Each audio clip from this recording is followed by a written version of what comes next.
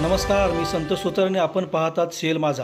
आम्ही बेळगाव वेंगुर्ला मार्गावरील हक्कदार असून दरवर्षीच्या पावसाळ्यात आम्ही जातीनिशी हजर राहून आम्ही आमचा हक्क बजावणारच.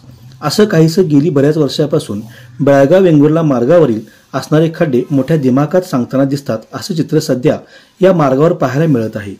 या मार्गावर कोट्यावधी रुपये खर्च करून सुद्धा ऐन पावसाळ्यात गेली बरीच वर्षे ठराविक ठिकाणी मोठमोठे खड्डे पडतात.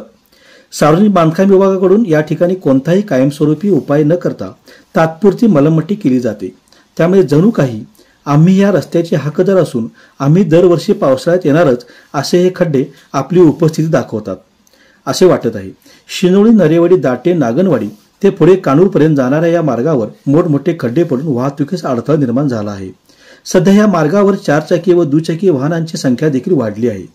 बऱ्याच वर्षापासून ह्या रस्त्याच्या रुंदीकरणाची मागणी जोर धरत आहे, पण अजून कोणतीही कारवाई झाल्याचे दिसत नाही. वाहनांची संख्या वाढल्याने अपघाताचे प्रमाण देखील वाढले.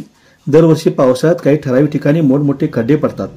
प्राथमिक स्वरूपात सार्वजनिक बांधकाम विभागाकडून या खड्ड्यात मुरुम किंवा फक्त खडी टाकली जाते, पण ही खडी किंवा मुरुम दुसऱ्या दिवशी गायब झालेली असते. संबंधित विभागाला या ठिकाणी पावसाळ्यात खड्डे पडतात याची माहिती असून देखील पावसाळ्यापूर्वी या ठिकाणी कायमस्वरूपी उपाययोजना का केली जात नाही असा संतप्त सवाल वाहनधारकाकडून तसेच नागरिकांकडून विचारला जात आहे. वेळी संबंधित विभागाने यावर कायमस्वरूपी उपाययोजना न केल्यास खड्डे पडलेल्या ठिकाणाजवळ असलेल्या गावातील तरुण वर्ग या रस्त्यावरील खड्ड्यात वृक्षारोपणाचा कार्यक्रम घेणार असल्याचे चर्चेतून समजते.